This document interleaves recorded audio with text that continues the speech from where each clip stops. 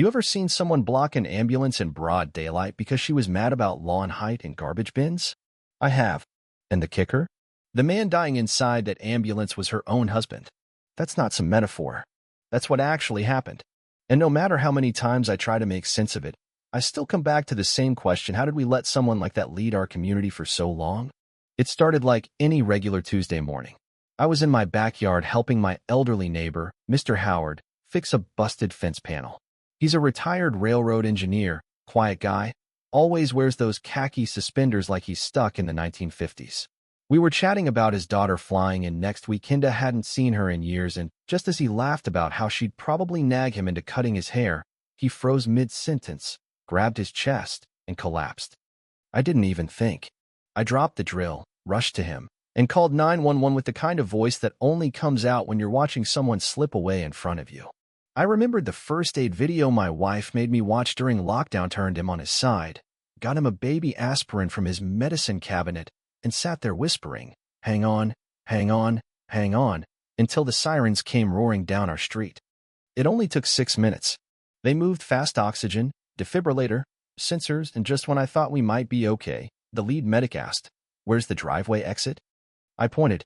He looked again, and that's when we saw it. A white Lexus SUV parked sideways across the only way out. Not just parked angled like a blockade, like someone wanted to be in the way. And standing right beside it, arms folded, was Meredith, our HOA president. Perfect hair, oversized sunglasses, and a little clipboard dangling from her hand like she was judging a lawn competition. The paramedics honked once. Then again. One of them actually jumped out, waving his arms and shouting, "Ma'am, emergency. We need you to move the car now." She turned her head real slow and said, "This is HOA property. You're damaging the flower beds." I ran up to her. I didn't yell, I screamed, "Meredith, it's Mr. Howard. He's in that ambulance. He's dying." And she didn't even blink. Just tightened her grip on her purse and muttered, "Rules are rules." I'll never forget the look the paramedics gave each other before they started wheeling that stretcher around her SUV through bushes, past a stupid little decorative boulder she'd installed last spring. One of them tripped. The stretcher wobbled, nearly tipped, but they kept going. We lost 2 minutes. 2 minutes. They pulled out and disappeared down the road, and I just stood there shaking. Meredith brushed past me, still mumbling something about grass clipping violations, like she hadn't just gambled with a man's life. I went home and paced my living room for half an hour, adrenaline still running wild. And then I did something I never thought I'd do: opened the folder where I'd saved all the HOA violation notices she'd sent over the years. Everything from unapproved potted plants to holiday lights up past January 2nd. I wasn't the only one. Within hours, the neighborhood group chat exploded.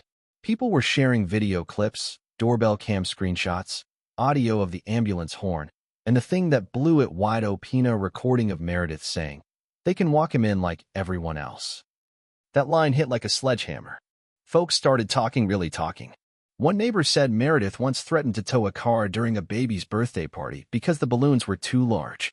Another said her husband had been fined for a wind chime that was audibly disruptive.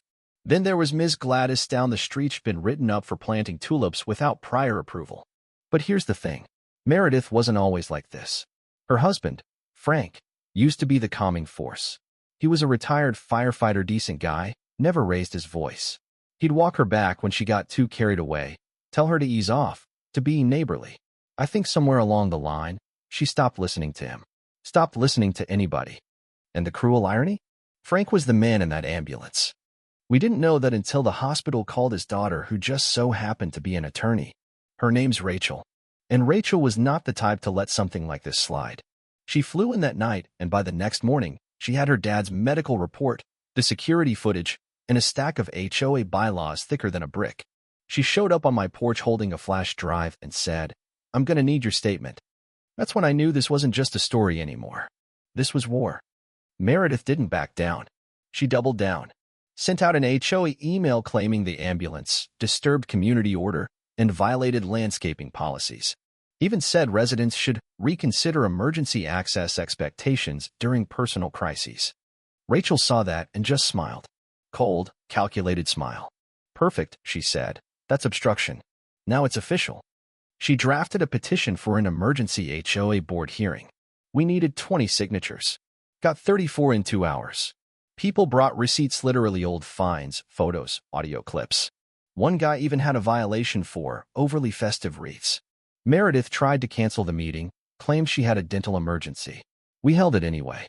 Rachel presented the timeline, the footage, the doctor's report stating Frank might have avoided cardiac arrest if help had arrived 2 minutes earlier. The room was silent. Until the vote. Unanimous. Meredith was removed as HOA president on the spot. She tried to protest, claimed she'd been emotionally traumatized. Rachel, cool as ever, said, "Then maybe you should have moved your car." You'd think that'd be the end. But the story went viral. A local blogger picked it up, then a regional paper, then CNN. The headline that blew it open read, "HOA president blocks ambulance victim was her husband." That line was her husband tore through the internet. People didn't just want her removed. They wanted charges filed. The city council got involved. And that's when Rachel took it up another level. She gathered more statements, called a special city hearing, and demanded an investigation into HOA conduct. Turns out, Meredith had rewritten sections of the HOA charter without proper vote. She'd padded the board with allies, rejected resident submissions, even blocked access to the community center for any non-board events.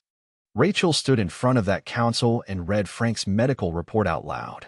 Said he trusted her to lead with compassion. She couldn't even move a car. Then she played the audio again. They can walk him in like everyone else. Nobody in that room had anything to say after that. The council ruled she be barred from holding any civic position again. Her HOA decisions voided. A statement would be posted at the neighborhood entrance explaining her removal and why. The day they put it UPA bronze plaque, etched with the words, "Never block what saves lives." I saw Meredith's curtains flutter from across the street, but she never came out. Her house is quiet now. Overgrown. Curtains closed. Car untouched. Meanwhile, something changed out here. Neighbors started waving again, helping each other move trash bins.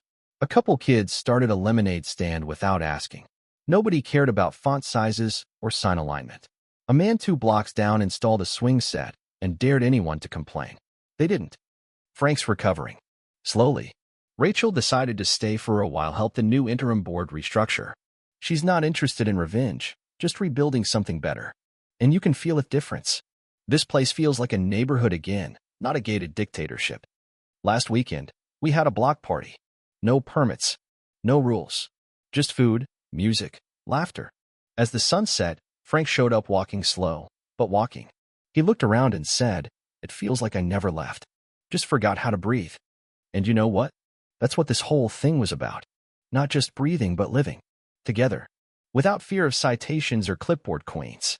Meredith thought she could govern with fear. But the truth?